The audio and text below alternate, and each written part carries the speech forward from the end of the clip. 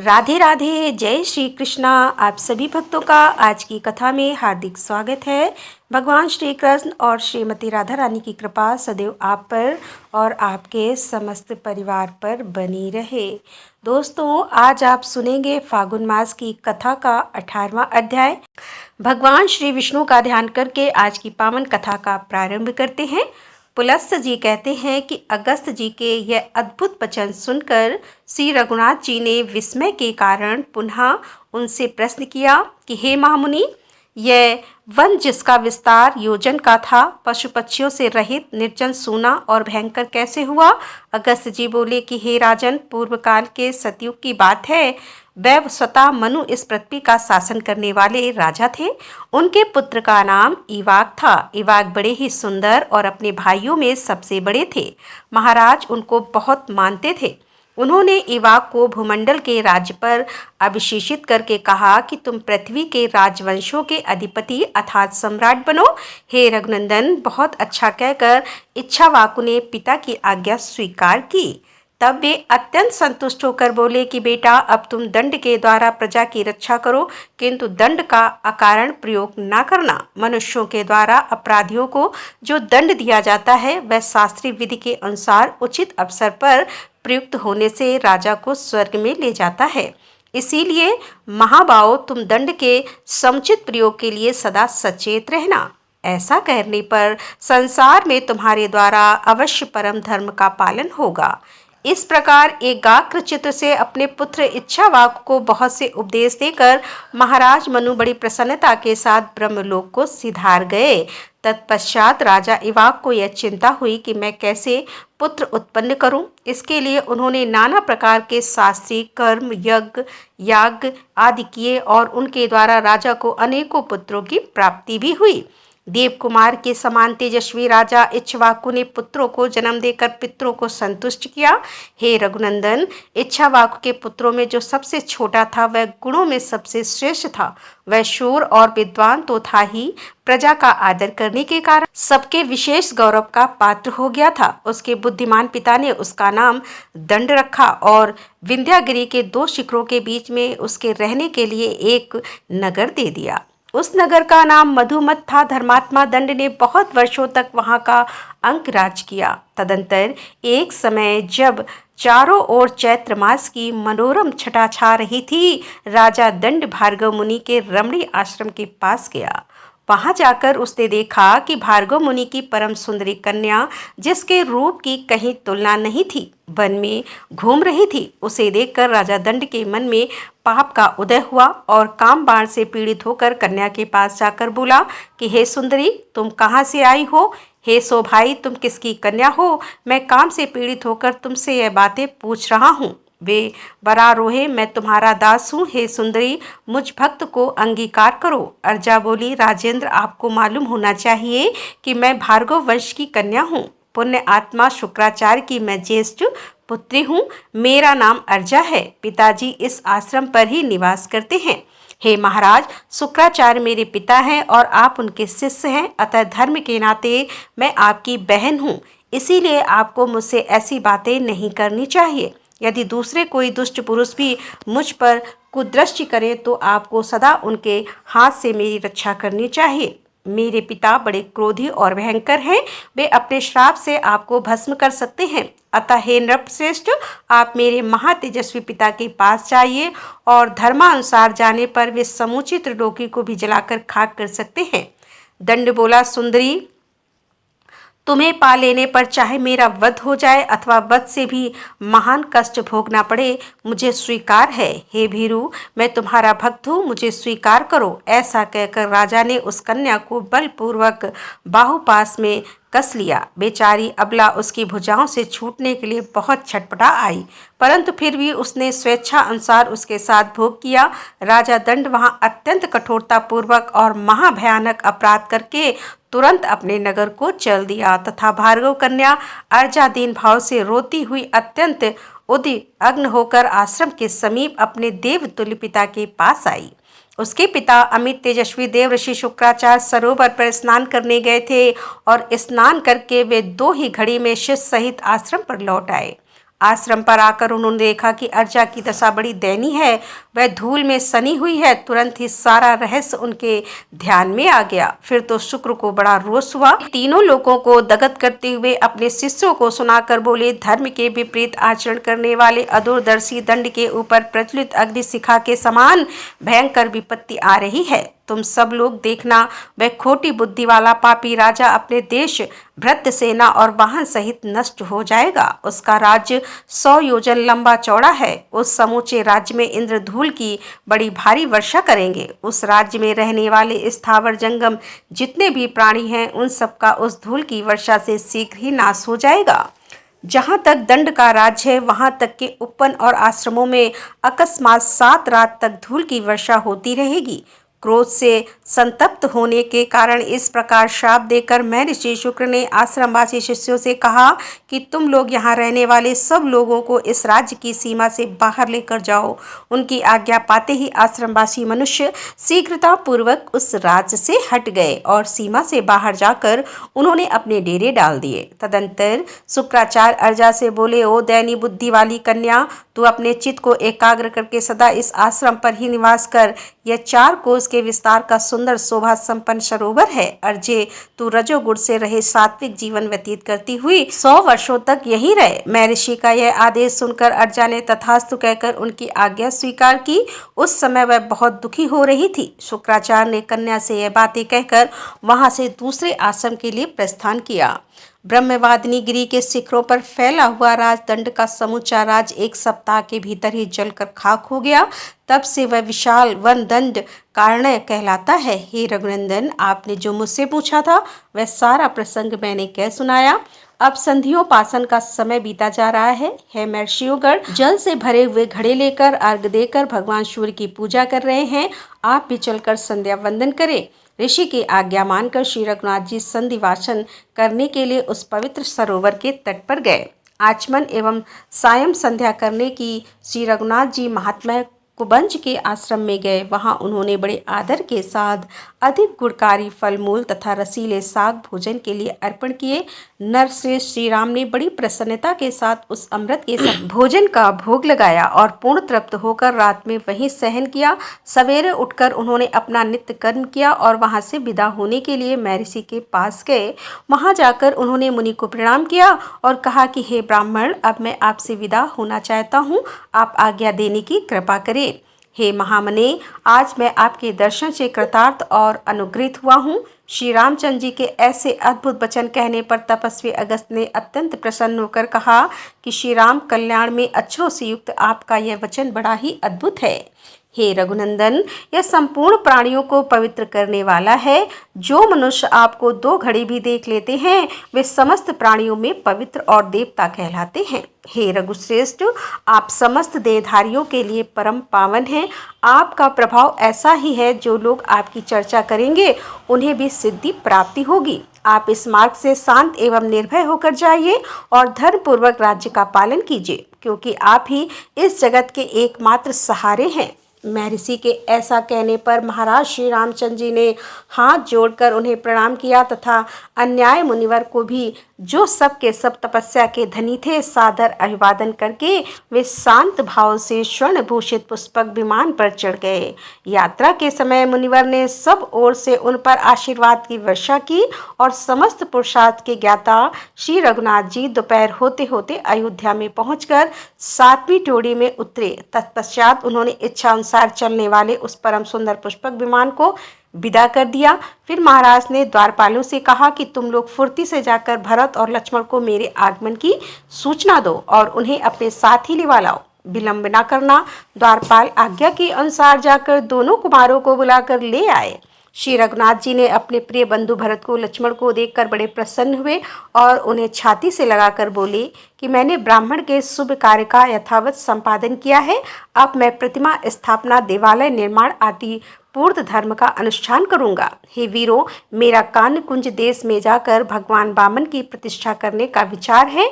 भीष्म जी ने पूछा, ब्रह्मा हरि से श्री रामचंद्र जी ने कानकुंज देश में भगवान श्री वामन की प्रतिष्ठा किस प्रकार की, उन्हें श्री वामन का विग्रह कहाँ प्राप्त हुआ, इन सब बातों का विस्तार के साथ वर्णन कीजिए। हे भगवान श्री रामचंद्र जी के कीर्तन से संबंध रखने वाली कथा बड़ी ही मधुर, पावन तथा मनोरम होती है। आपने जो यह कथा सुनाई है उससे मेरे हृदय और कान को बड़ा सुख मिला है। सारा संसार भगवान श्री राम को प्रेम और अनुराग से देखता है।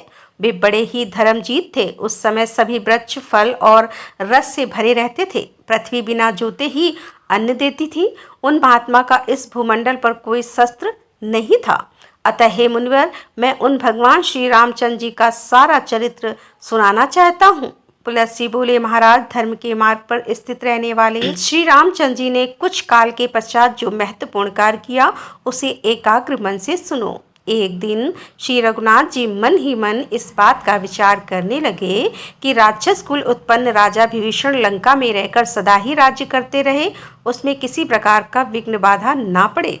इसके लिए क्या उपाय हो सकता है? मुझे चलकर उन्हें हित की बात बतानी चाहिए, जिससे उनका राज्य सदा कायम रहे। अमित तेजस्वी श्री रामचंद्र जी जब इस प्रकार विचार कर रहे थे, उसी समय वहां भरत जी आए और श्री रामचंद्र जी को विचार मग्न देखकर यूं बोले कि हे देव, आप क्या सोच रहे हैं? यदि कोई गुप्त बात ना हो तो मुझे बताने की कृपा करें। श्री रघुनाथ जी ने कहा कि मेरी कोई भी बात तुमसे छिपाने योग्य नहीं है। तुम और महायशस्वी लक्ष्मण मेरे बाहरी प्राण हो। मेरे मन में इस समय सबसे बड़ी चिंता यह है कि विभीषण देवताओं के साथ कैसा बर्ताव करते हैं, क्योंकि देवताओं के हित के लिए ही मैंने रावण का वध किया था। इसीलिए हे वत्स, जहाँ विभीषण है वहाँ मैं जाना चाहता हूँ। लंकापुरी को देखकर राक्षस को राज को उनके कर्तव्य का उपदेश करूंगा। और भगवान श्री राम के ऐसा कहने पर हाथ जोड़कर खड़े हुए भरत ने कहा कि मैं भी आपके साथ चलूंगा। श्री रघुनाथ जी बोले, महाभाव, अवश्य चलो। फिर वे लक्ष्मण से बोले, वीर, तुम नगर में रहकर हम दोनों के लौटने तक इसकी रक्षा करना। लक्ष्मण को इस प्रकार आदेश देकर कौशल्या का आनंद बढ़ाने वाले श्री रामचंद्र ने पुष्पक विमान का स्मरण किया। विमान के आ जाने पर वे दोनों भाई उस पर आरूढ़ हुए। सबसे पहले वह विमान पर गांधार देश में गया। वहां भगवान ने भरत के दोनों पुत्रों से मिलकर उनकी राजनीति का निरीक्षण किया। इसके बाद पूर्व दिशा में जाकर वे लक्ष्मण के पुत्र से मिले। उनके नगरों में रातें व्यतीत करके दोनों भाई राम और भरत दक्षिण दिशा की ओर गंगा यमुना के संगम स्थान में जाकर महर्षि भरद्वाज को प्रणाम करके वे अत्रि मुनि के आश्रम पर गए। वहां अत्रि मुनि से बातचीत करके दोनों भाइयों ने जन स्थान की यात्रा की। जब स्थान में प्रवेश करते हुए श्री रामचंद्र जी बोले कि भरत, यही वह स्थान है जहां दुरात्मा रावण ने घृतराज जटायु को मारकर सीता का हरण किया था। जटायु हमारे पिताजी के मित्र थे। इस स्थान पर हम लोगों को दुष्ट बुद्धि वाले कंबत के साथ महान युद्ध हुआ था। कंबत को मारकर हमने उसे आग में जला दिया था। मरते मरते उसने बताया कि सीता रावण के घर में है और उसने यह भी कहा कि आप यमक पर्वत पर जाइए, वहां सुग्रीव नाम के वानर रहते हैं, वे आपके साथ मित्रता करेंगे। यहीं पर पंपा सरोवर है जहाँ सबरी नाम की तपस्विनी रहती थी। यही वह स्थान है जहाँ सुग्रीव के लिए मैंने बाली को मारा था। हे वीर, बाली की राजधानी किष्किंधापुरी यह दिखाई दे रही है। इसी में धर्मात्मा वानर राज सुग्रीव अन्य वानरों के साथ निवास करते हैं। सुग्रीव उस समय अपने सभा भवन में विराजमान थे। इतने में ही भरत और श्री रामचंद्र जी किष्किंधापुरी में जा पहुंचे। उन दोनों भाइयों को उपस्थित देखकर सुग्रीव ने उनके चरणों में प्रणाम किया। फिर उन दोनों भाइयों को सिंहासन पर बिठाकर सुग्रीव ने अर्घ निवेदन किया और साथ ही अपने आप को भी उनके चरणों में अर्पित कर दिया। इस प्रकार जब परम धर्माता श्री रघुनाथ जी सभा में विराजमान हुए, तब अंगद, हनुमान, नल, नील, पाटल और ऋक्षराज, जवान आदि सभी वानर वहां पर सेनाओं सहित आ गए। अद्धपुर की सभी शर्मा और तारा आदि भी वहां उपस्थित हुई। अनुपम आनंद प्राप्त हुआ। सब लोग भगवान को साधुवाद देने लगे और सबने भगवान का दर्शन करके प्रेमाश्रम से गदगद होकर उन्हें प्रणाम किया। सुग्रीव जी बोले कि हे महाराज, आप दोनों ने किस कार्य से यहाँ पधारने की कृपा की है, यह शीघ्र ही बताइए। सुग्रीव के इस प्रकार पूछने पर श्री रामचंद्र जी की आज्ञा से भरत ने लंका यात्रा की बात बताई। तब सुग्रीव ने कहा, मैं भी आप दोनों के साथ राक्षस राज विभीषण से मिलने के लिए लंकापुरी में चलूंगा। सुग्रीव के ऐसा कहने पर श्री रघुनाथ जी ने कहा कि चलो। फिर सुग्रीव, श्री राम और भरत तीनों पुष्पक विमान पर बैठे। तुरंत ही वह विमान समुद्र के उत्तर तट पर जा पहुंचा। उस समय श्री राम ने भरत से कहा, यही वह स्थान है जहां राक्षस राज विभीषण अपने 4 मंत्रियों के साथ लेकर प्राण बचाने के लिए मेरे पास आए थे। उसी समय लक्ष्मण ने लंका के राज पर उनका अभिषेक कर दिया था। यहाँ मैं समुद्र के इस पार 3 दिन तक इस आशा में ठहरा रहा कि यह मुझे दर्शन देगा और सागर का पुत्र होने के नाते अपना कुटुंबी समझकर मेरा कार्य करेगा, किंतु तब तक इसने मुझे दर्शन नहीं दिया। यह देखकर चौथे दिन मैंने बड़े वेग से धनुष चढ़ाकर हाथ में दिव्यास्त्र ले लिया। यह देख समुद्र को बड़ा भय हुआ और वह शरणार्थी होकर लक्ष्मण के पास पहुंचा। सुग्रीव ने भी अनुनय विनय की और कहा, प्रभु इसे क्षमा कर दीजिए। तब मैंने बाण मरुदेश में फेंक दिया। इसके बाद समुद्र ने मुझसे कहा कि हे रघुनंदन, आप मेरे ऊपर पुल बांधकर जलराज से पूर्ण महासागर के पार चले जाइए। तब मैंने वरुण के निवास स्थान समुद्र पर यह महान पुल बांधा। श्रेष्ठ वानरों ने मिलकर 3 ही दिनों में यह कार्य पूरा किया था। पहले दिन उन्होंने 14 योजन तक पुल बांधा, दूसरे दिन 36 योजन तक और तीसरे दिन 100 योजन तक का पूरा पुल तैयार कर दिया। देखो, यह लंका दिखाई दे रही है। इसका परकोट और नगर द्वार सब सोने के बने हुए हैं। यहाँ वानर वीरों ने बहुत बड़ा घेरा डाला था। यहाँ नील ने राक्षस श्रेष्ठ प्रहस्त का वध किया था।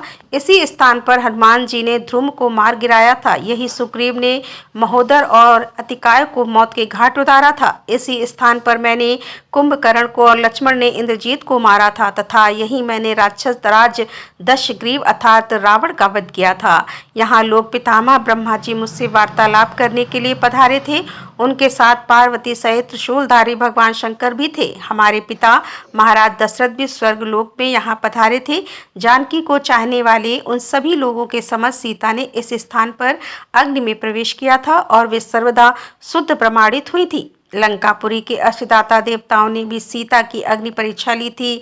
पिताजी की आज्ञा से मैंने सीता को स्वीकार किया। उसके बाद महाराज ने मुझसे यह कहा कि बेटा, अब अयोध्या को आओ। श्री रामचंद्र जी अब इस प्रकार बात कर रहे थे कि पुष्पक विमान वहीं ठहरा रहा। उसी समय प्रधान राक्षसों से वहां उपस्थित थे। तुरंत ही विभीषण के पास जाकर बड़े हर्ष में भरकर निवेदन किया कि राक्षस राज सुग्रीव के साथ भगवान श्री रामचंद्र जी पधारे हैं और उनके साथ उन्हीं किसी आकृति वाले एक सुंदर पुरुष भी हैं। श्री रामचंद्र जी नगर के समीप आ गए।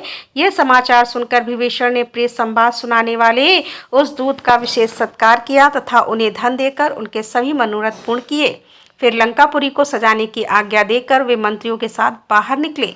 मेरु पर्वत पर उदित हुए सूर्य की भांति भगवान श्री राम को विमान पर बैठे देखकर विभीषण ने उन्हें साष्टांग प्रणाम किया और कहा कि भगवान, आज मेरा जन्म सफल हुआ। मेरे सभी मनोरथ पूर्ण हो गए क्योंकि आज मुझे आपके विश्ववत चरणों का दर्शन मिला है। इस प्रकार श्री रघुनाथ जी का अभिवादन करके वे भरत और सुग्रीव से भी गले लगाकर मिले और तदंतर उन्होंने स्वर्ग से भी बढ़कर सुशोभित लंकापुरी में सबको प्रवेश कराया और सब प्रकार के रत्नों से सुशोभित रावण के जगमगाते हुए भवन में उन्हें ठहराया। जब श्री रामचंद्र जी आसन पर विराजमान हो गए तब विभीषण ने अर्घ निवेदन करके हाथ जोड़कर सुग्रीव और भरत से कहा कि यहाँ पधारे हुए भगवान श्री राम को भेंट करने योग्य कोई वस्तु मेरे पास नहीं है। यह लंकापुरी तो स्वयं भगवान ने ही त्रिलोकी के लिए कष्ट रूपी पापी शत्रुओं को मारकर मुझे प्रदान की है और यह पुरी ही नहीं, यह स्त्री, वे पुत्र तथा स्वयं मैं, यह सब कुछ भगवान की सेवा में अर्पित है। हे भगवान, आपको नमस्कार है, आप इसे स्वीकार करें। तदंतर राजा विभीषण का मंत्रिमंडल और लंका के निवासी श्री रामचंद्र जी के दर्शन के लिए उत्सुक होकर वहां आए। विभीषण से बोले कि हे प्रभु, हमें श्री रामचंद्र जी का दर्शन करा दीजिए। विभीषण ने महाराज श्री रामचंद्र जी से उनका परिचय कराया और श्री राम की आज्ञा से भरत ने उन राक्षस पतियों के द्वारा भेंट में दिए हुए धन और रत्न राशि को ग्रहण किया। इस प्रकार राक्षस राज के भवन में श्री रघुनाथ जी ने 3 दिन तक निवास किया और चौथे दिन जब श्री रामचंद्र जी राजसभा में विराजमान थे, राजमाता कैकेयी ने विभीषण से कहा कि बेटा, मैं भी अपनी बहुओं के साथ चलकर श्री रामचंद्र जी का दर्शन करूंगी। तुम उन्हें सूचना दे दो, यह महाभाग श्री रघुनाथ जी 4 मूर्तियों में प्रकट हुए। सनातन भगवान श्री विष्णु हैं तथा परम सौभाग्यवती सीता साक्षात लक्ष्मी है। तुम्हारा बड़ा भाई उनके स्वरूप को नहीं पहचान पाया। तुम्हारे पिता ने देवताओं के सामने पहले ही कह दिया था कि भगवान श्री विष्णु रघुकुल में राजा दशरथ के पुत्र रूप से अवतार लेंगे और वे ही 10 गुनाह का विनाश करके। विभीषण बोले, माँ, तुम भी श्री रघुनाथ जी के समीप अवश्य जाओ, मैं पहले जाकर उन्हें सूचना देता हूँ। कहकर विभीषण जहाँ श्री रामचंद्र जी थे वहाँ गए और वहाँ भगवान का दर्शन करने के लिए आए हुए सब लोगों को विदा करके उन्होंने सभा भवन को सर्वदा एकांत बना दिया। फिर श्री राम के सम्मुख खड़े होकर कहा, महाराज, मेरा निवेदन सुनिए। रावण को, कुंभकर्ण को तथा मुझको जन्म देने वाली मेरी माता कैकसी आपके चरणों का दर्शन करना चाहती है। आप कृपा करके उसे दर्शन दे। श्री रामचंद्र जी ने कहा, राक्षस राज, तुम्हारी माता मेरी भी माता ही है। मैं माता का दर्शन करने की इच्छा से स्वयं ही उनके पास चलूँगा। तुम शीघ्र मेरे आगे आगे चलो। ऐसा कहकर वे सिंहासन से उठे और चल पड़े। कैकसी के पास पहुंचकर उन्होंने मस्तक पर अंजलि बांधकर उसे प्रणाम करते हुए कहा, देवी, मैं आपको प्रणाम करता हूँ। मित्र की माता होने के नाते आप मेरी धर्मत माता हैं। जैसे कौशल्या मेरी माता है, उसी प्रकार आप भी हैं। कैकसी बोली, बस तुम्हारी जय हो, तुम चिरकाल तक जीवित रहो। वीर, मेरे पति ने कहा था कि भगवान श्री विष्णु देवताओं का हित करने के लिए रघुकुल में मनुष्य रूप में अवतार लेंगे। वे रावण का विनाश करके विभीषण को राज्य प्रदान करेंगे। वे दशरथ नंदन श्री राम बालिका वध और समुद्र पर पुल बांधने आदि का कार्यों भी करेंगे। इस समय स्वामी के वचनों का स्मरण करके मैंने तुम्हें पहचान लिया है। सीता लक्ष्मी है, तुम श्री विष्णु हो और वानर देवता। अच्छा बेटा, तुम्हें अमर यश प्राप्त हो। विभीषण की पत्नी शर्मा ने कहा कि हे भगवान, यही अशोक वाटिका में आपकी प्रिया श्री जानकी देवी की मैंने पूरे 1 वर्ष तक सेवा की थी। वे मेरी सेवा से यहाँ सुखपूर्वक रही हैं, पर तब मैं प्रतिदिन श्री सीता के चरणों का स्मरण करती हूँ और रात दिन यही सोचती रहती हूँ कि कब उनका दर्शन होगा। आप श्री जनक नंदिनी को यहाँ साथ क्यों नहीं लेते आए? उनके बिना अकेले आपकी शोभा नहीं हो रही है। आपके निकट सीता शोभा पाती है। और सीता के समीप आप जब शर्मा इस प्रकार बात कर रही थी, उस समय भरत मन ही मन सोचने लगे कि यह स्त्री कौन है जो श्री रघुनाथ से वार्तालाप कर रही है। श्री रामचंद्र जी भरत का अभिप्राय ताड़ गए। वे तुरंत ही बोले, यह विभीषण की पत्नी है, इनका नाम शर्मा है, यह सीता की प्रिय सखी है, वे इन्हें बहुत मानती हैं। इतना कहकर वे शर्मा से बोले, कल्याणी, अब तुम भी जाओ और अपने पति के गृह की रक्षा करो। इस प्रकार सीता की प्यारी सखी शर्मा को विदा करके श्री राम ने विभीषण से कहा कि निष्पाप विभीषण, तुम सदा देवताओं का प्रिय करना, कभी उनका अपराध न करना। तुम्हें देवराज की आज्ञा के अनुसार ही चलना चाहिए। यदि लंका में किसी तरह कोई मनुष्य चला आए तो राक्षसों को उसका वध नहीं करना चाहिए, वरना मेरी ही बात उसका स्वागत सत्कार करना चाहिए। विभीषण ने कहा, नरश्रेष्ठ, आपकी आज्ञा के अनुसार ही मैं सारा कार्य करूंगा। विभीषण जब इस प्रकार बात कर रहे थे, उसी समय वायु देवता ने आकर श्री राम से कहा कि हे महाभाग्य, जिसने पूर्व काल में राजा बलि को बांधा था, आप उसे ले जाएं और कान्यकुंज देश में स्थापित कर दें। वायु देवता के प्रस्ताव से श्री रामचंद्र जी की संपत्ति जानकर विभीषण ने श्री वामन भगवान के विग्रह को सब प्रकार के रत्नों से विभूषित किया और लाकर भगवान श्री राम को समर्पित कर दिया। फिर उन्होंने इस प्रकार कहा कि हे रघुनंदन, जिस समय मेघनाद ने इंद्र को परास्त किया था, उस समय विजय चिन्ह के रूप में वह इस वामन मूर्ति को इंद्रलोक से उठा लाया था। हे देवादिदेव, आप इन भगवान को ले जाइए और यथास्थान इन्हें स्थापित कीजिए। तथास्तु कहकर श्री रघुनाथ जी पुष्पक विमान पर आरूढ़ हुए। उनके पीछे असंख्य धन रत्न और देवश्रेष्ठ वामन जी को लेकर सुग्रीव और भरत भी विमान पर चढ़े। आकाश में जाते समय श्री राम ने विभीषण से कहा, तुम यहीं रहो। यह सुनकर विभीषण ने श्री रामचंद्र से कहा कि प्रभु, आपने मुझे जो जो आज्ञा दी है उन सब का मैं पालन करूंगा। परंतु महाराज, इस सेतु के मार्ग से पृथ्वी के समस्त मानव यहाँ आकर मुझे सताएंगे। ऐसी परिस्थितियों में मुझे क्या करना चाहिए? विभीषण की बात सुनकर श्री रघुनाथ जी ने हाथ में धनुष लेकर सेतु के 2 टुकड़े कर दिए, फिर 3 विभाग करके बीच का 10 योजन उड़ा दिया। इसके बाद एक स्थान पर 1 योजन और तोड़ दिया। तदंतर बेलावन अर्थात वर्तमान रामेश्वर क्षेत्र में पहुंचकर श्री रामचंद्र जी ने श्री रामेश्वर के नाम से देवादिदेव महादेव जी की स्थापना की तथा उनका विधिवत पूजन किया। राधे राधे, जय श्री कृष्णा। आज की कथा का यहीं पर समापन करती हूँ। इसके आगे का वृतांत आप कल की कथा में सुनेंगे। तो मिलते हैं इसके आगे की कथा लेकर। तब तक के लिए राधे राधे, जय श्री कृष्णा, हर हर महादेव, जय भोलेनाथ की।